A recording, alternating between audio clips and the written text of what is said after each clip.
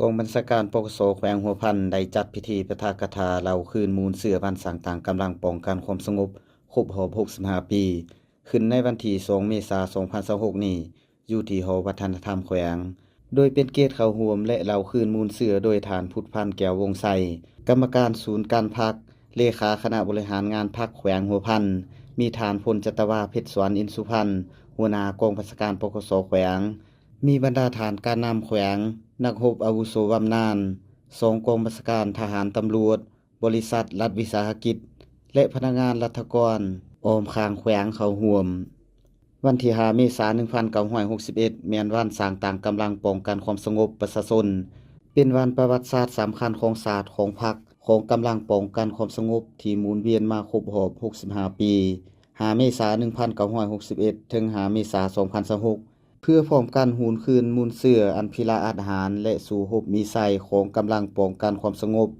ที่ญาติมาใดในภารกิจต่อสู่กูศาสตร์ปกปักรักษาและสร้างสาพัฒนาประเทศชาติ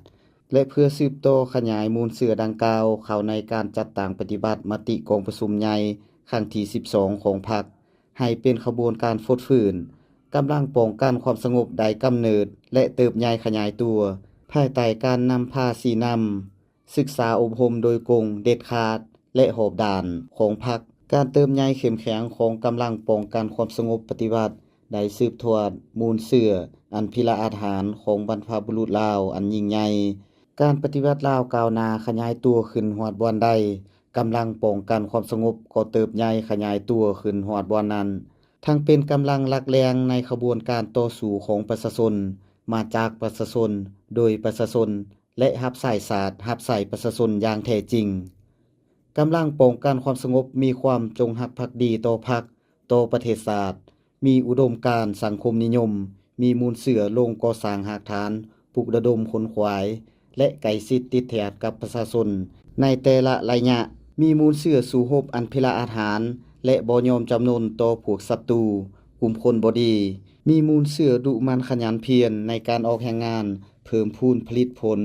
ปัญญัติมัธยัติพึงตนเองกลุ่มตนเองและสร้างความเข้มแข็งด้วยตนเองมีระเบียบวินัยมีสติต่อการจัดตั้งปฏิบัติคำสั่งเข้มงวดมีมูลเสือพัวพันหัวมือกับประเทศเพื่อนมิตรยุทธศาสตร์และสากล